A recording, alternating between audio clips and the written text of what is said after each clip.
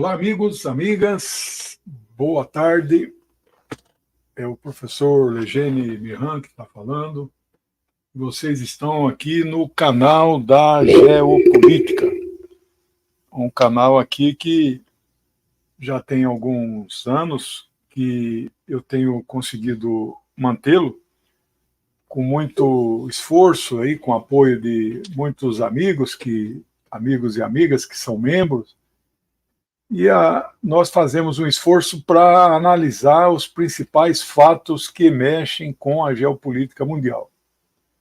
Ontem aconteceu uma entrevista muito rara de acontecer, de um jornalista muito conceituado nos Estados Unidos, polêmico, que é o Tucker Carlson, com o presidente da Federação Russa, Vladimir Putin.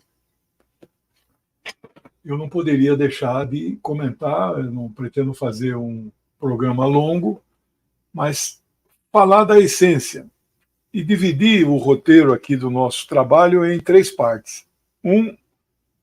Comentar, no geral, a minha percepção do significado da entrevista. Depois falar um pouco quem é o Carlson, e depois falar dos pontos que me chamaram a atenção em função não só do que eu assisti, 2 horas e 4, 5 minutos, mas do que eu li hoje, desde a madrugada, uma série de comentários nos principais portais internacionais. Então eu trago para vocês aqui, de forma mais resumida possível, o que foi e as repercussões.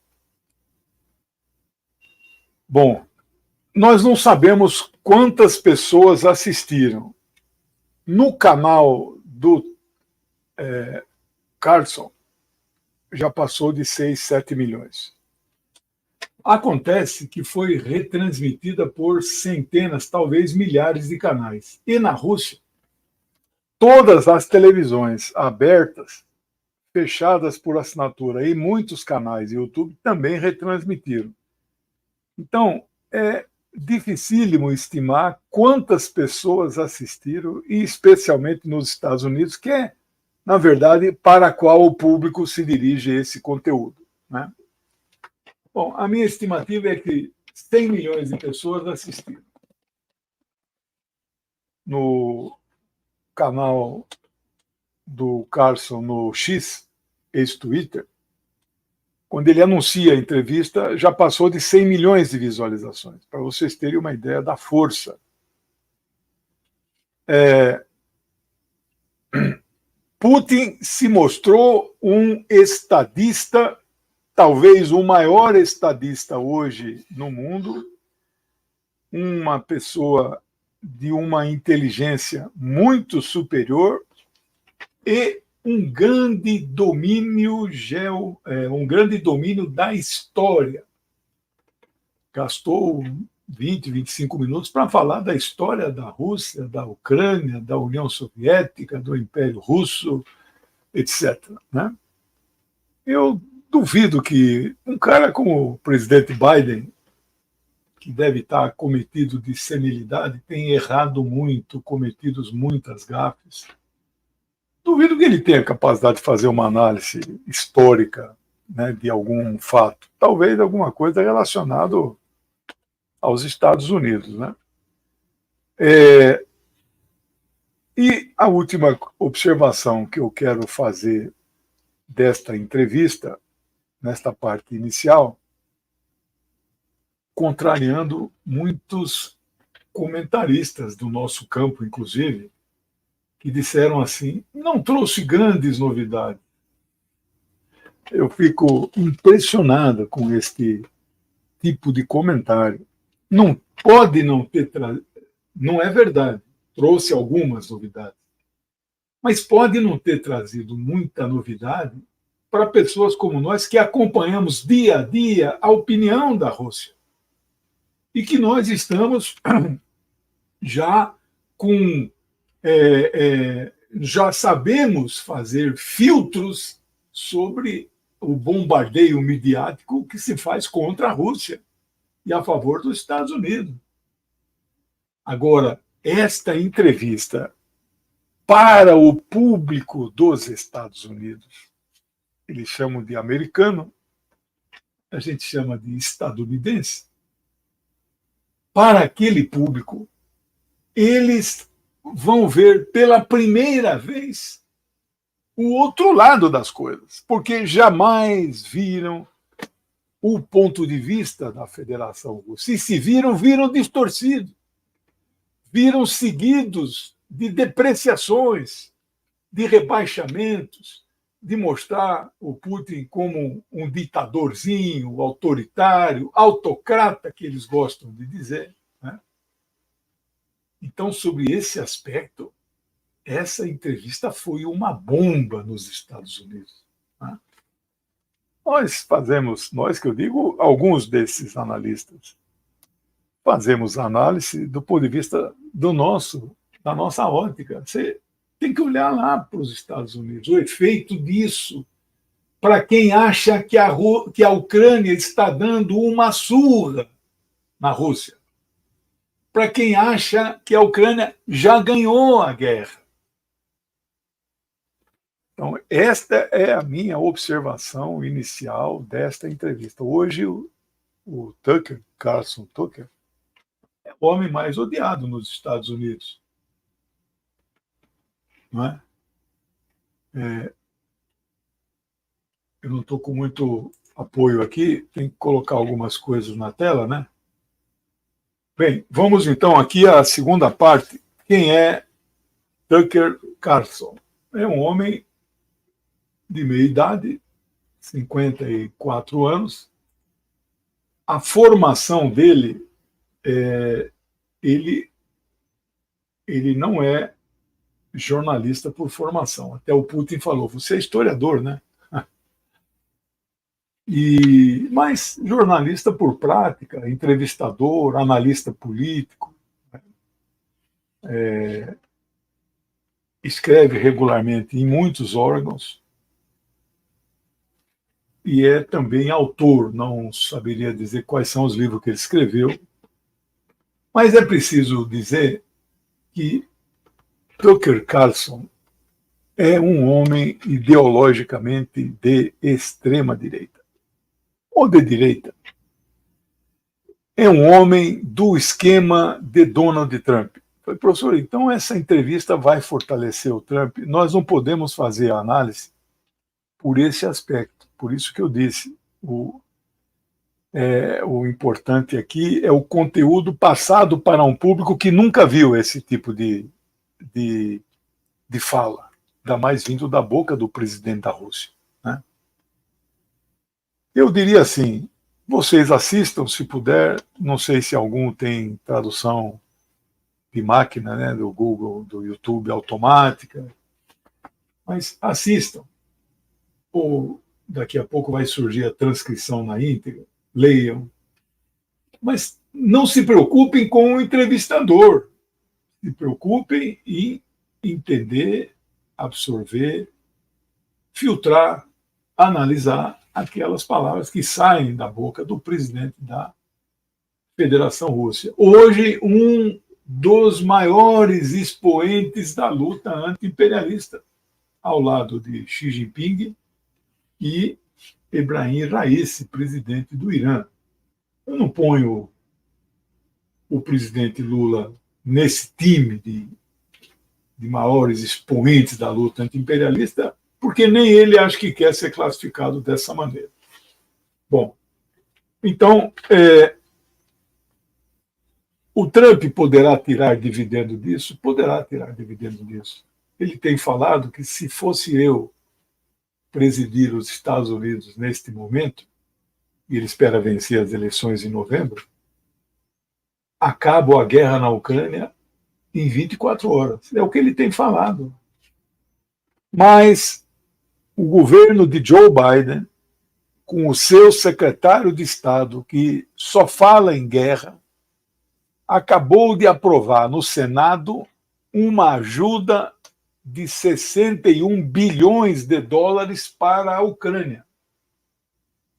É um dinheiro que não vai para atividades sociais, não cuida do povo dos Estados Unidos e é aplicado num país que não tem nada a ver com os Estados Unidos, onde uma parte significativa daquela população ucraniana já está perambulando pela Europa. Né? Por que? E já jogaram 150 bi, agora vem mais 60. E estão exigindo, os Estados Unidos exigem que a Europa, que é subordinada, aprove um pacote de 50 bi, ou seja, eles não querem parar a guerra. Neste exato momento, os Estados Unidos estão em 3 guerras em pleno início de 2024, ano eleitoral. Guerra na Ucrânia, eles estão na guerra na Ucrânia, que é uma guerra contra a Rússia, não é uma guerra da Rússia contra a Ucrânia, vocês já ouviram minha opinião. Estão na guerra contra os palestinos, né, ao lado do genocida e criminoso de guerra Netanyahu, e agora começaram uma guerra contra o Iêmen, um país árabe pobre que fica ali na Península Arábica, na entrada, na boca da entrada do Mar Vermelho, né? Que tem uma guerrilha muito forte que está ao lado dos palestinos. 3 guerras. Sem falar nessas 3 guerras contra 3 países, no caso, Palestina é contra um povo, né? Eles estão atacando 2 países árabes sem autorização da ONU. Do Iêmen também não tem autorização, mas eles estão atacando a Síria e o Iraque. Então, você veja a compreensão que um cara como o Biden tem. E aí vem um cara como o Trump, que acho que não faria uma política externa muito diferente, né? Nuances de diferença. Ele cresce no cenário eleitoral quando diz: eu acabo com essa guerra, né? Porque a guerra já acabou faz tempo. A Ucrânia já perdeu faz tempo. A frase de maior efeito que eu anotei que o Putin falou foi essa aqui: se a Rússia parar de atacar a Ucrânia, a guerra acaba imediatamente. Se a Ucrânia parar de se defender, a Ucrânia acaba. Ou seja, é uma guerra conclusa. Mas já entrando aí em alguns aspectos da entrevista, ele disse que está aberto ao diálogo, está disposto a fazer as conversações que forem necessárias para pôr um fim a esta guerra, mas que, a rigor, um dos objetivos ainda não foi atingido, que é a desnazificação da Ucrânia. Esse termo também, que eu estou plenamente de acordo, tem comentarista aí do nosso campo. Que negócio é esse? Que coisa mais vaga. Nossa, a Ucrânia é a maior exportadora de nazistas da Europa. Os caras abertamente fazem a saudação nazista, usam suástica nas suas vestes. E aí, que negócio é esse? Né? Desnazificação, desmilitarização. Né?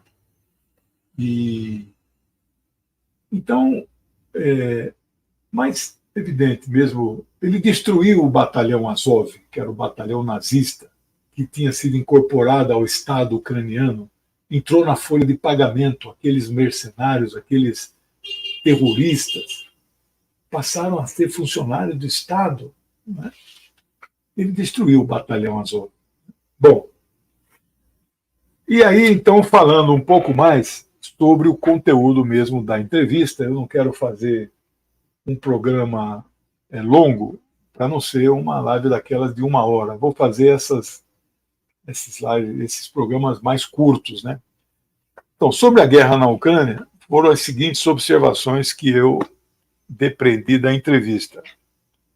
A guerra não foi a Rússia que começou, foi a Ucrânia que começou. Em 2014, quando ela deu o golpe, e começou a atacar a região do Donbas, matando russos que moram lá. Aí começa a guerra. Mas o Ocidente não fala isso. As mídias corporativas não falam isso. Bem, a Ucrânia desrespeitou os acordos de Minsk.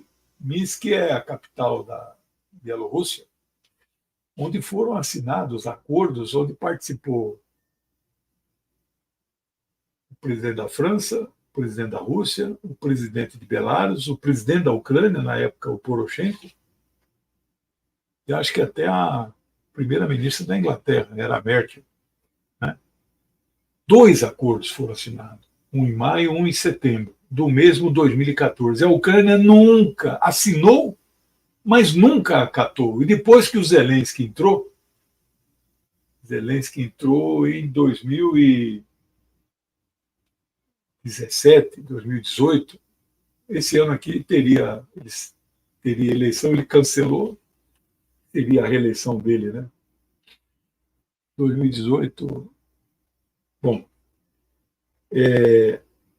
então, quando ele toma posse, ele incrementa ainda mais o ataque ao Donbas. A Ucrânia matou 15 mil russos étnicos. O que é o russo étnico? O cara que é nascido na Rússia, mas mora na Ucrânia.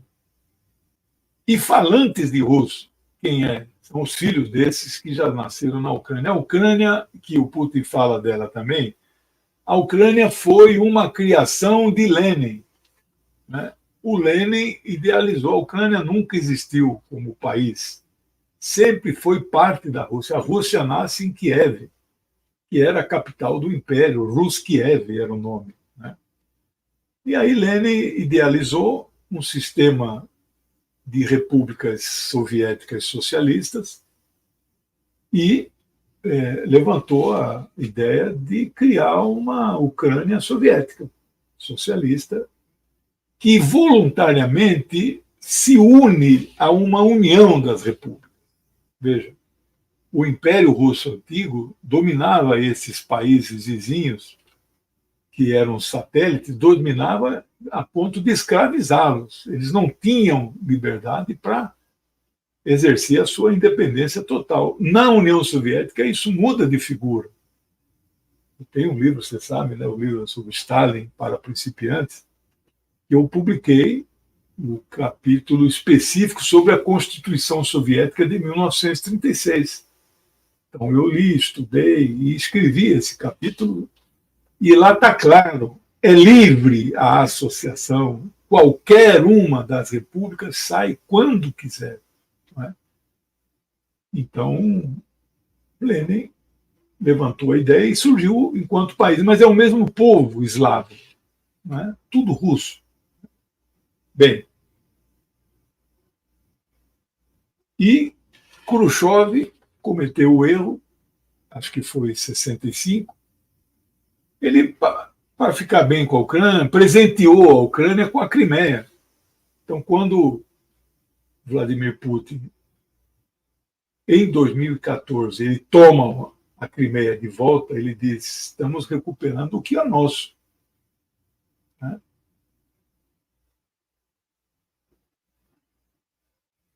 Ele faz uma observação muito interessante, ele diz: Washington instruiu a Ucrânia a não negociar. Para que a Ucrânia negocie, o Washington tem que mudar de posição. Então ele joga totalmente a responsabilidade de continuar a guerra ou assinar um acordo de paz totalmente nos ombros dos Estados Unidos. Porque o Zelensky não manda nada, na verdade.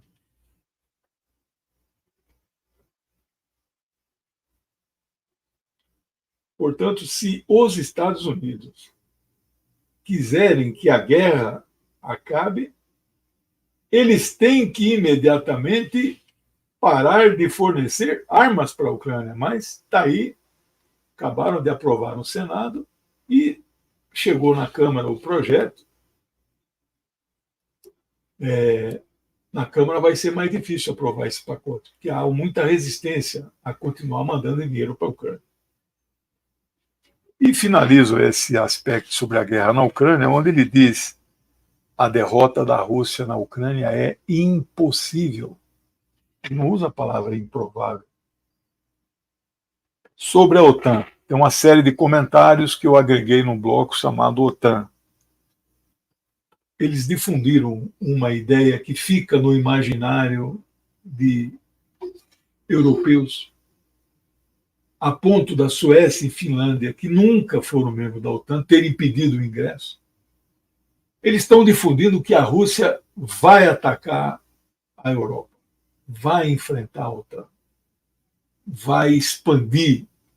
É absolutamente mentirosa essa afirmação. E ele diz: não há a menor possibilidade da Rússia entrar em guerra nem com a Polônia, que foi especificado isso.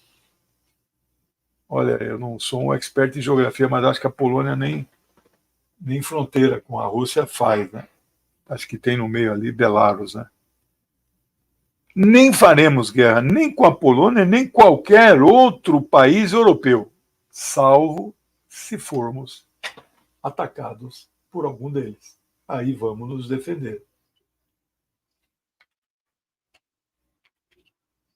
Ele menciona que desde que acabou a União Soviética, em 1991, a OTAN era o Bush pai na época, 1991 era o Bush pai. Ele perderia a reeleição em 92, que ganha o Clinton. Ele assina, e na Rússia era o Boris Yeltsin, que era aquele agente do imperialismo. O sonho do Yeltsin era entregar, ajoelhar para o Ocidente, né? Acabar com esse negócio. Não quero ser da Ásia, eu quero ser europeu, né? Mas nesses encontros, apesar da Rússia estar muito enfraquecida pelo fim da União Soviética, e com um presidente do tipo do Yeltsin, os Estados Unidos disseram várias vezes: nós não vamos expandir a OTAN para o leste. Aí o Putin fala e confirma isso. Os Estados Unidos disseram em 91, 92 que não expandiriam a OTAN para o leste. No entanto, de lá para cá, fizeram 5 grandes ondas de expansão. Pularam de 16 membros para 31 membros.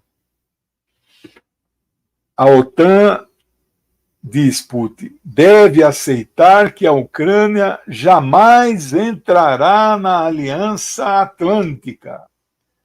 E a OTAN deve aceitar de uma vez por todas que os territórios conquistados e anexados pela Rússia da Ucrânia jamais serão devolvidos. Tem aquela piada popular: aceita que dói menos. E o último aspecto: os líderes ocidentais também já perceberam que jamais conseguirão infligir qualquer tipo de derrota de nível estratégico à Federação Russa. Por fim, algumas outras últimas questões que me chamaram a atenção. Há um jornalista do Wall Street Journal preso lá em Moscou. O Tucker. O nome dele é Evan Gershkovich. Não sei se esse Kovich é polonês, ou russo, ou ucraniano. Perguntou: e ele vai ser solto? Aí o Putin disse que está aberto a conversações, porque tem gente russa presa nos Estados Unidos e vai haver troca de prisioneiros. Putin disse em certo momento que é absurdo estarem falando em uma guerra global. Isso destruiria a humanidade.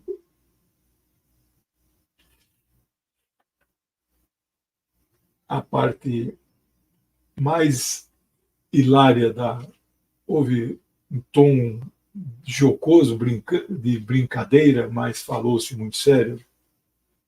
Em certo momento, Tucker Carlson perguntou para o Putin: quem explodiu os dois gasodutos Nord Stream 1 e 2, e ele respondeu na lata: foram vocês, é claro. E aí, o vocês, ele que é americano, estadunidense, né? O Ocidente teme, disse Putin, mais uma China forte do que uma Rússia forte. Como quem diz? Por que então estão fazendo essa guerra contra a Rússia para enfraquecer a Rússia? E termino com a última observação. Putin disse que o maior erro estratégico dos Estados Unidos é usar o dólar como uma ferramenta geopolítica de dominação. Pessoal, eram esses os comentários. Ficou um pouco mais longo do que eu previa, mas aproveito para desejar a todos bom carnaval. Domingo nós teremos o curso normal às 19 horas de História das Religiões. Quem pula carnaval pode assistir em outros horários, né? Tá bom? Obrigado pela audiência, até que foi muito positivo, em cima da hora, sem divulgação. Agora eu vou divulgar o link. A Rússia faz fronteira? Ah, o enclave de Kaliningrado, porque no meu mapinha aqui não dá para ver isso, né?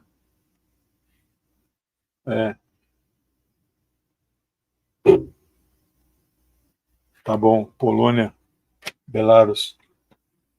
Tchau, pessoal. Obrigado por tudo. Um abraço. Juízo.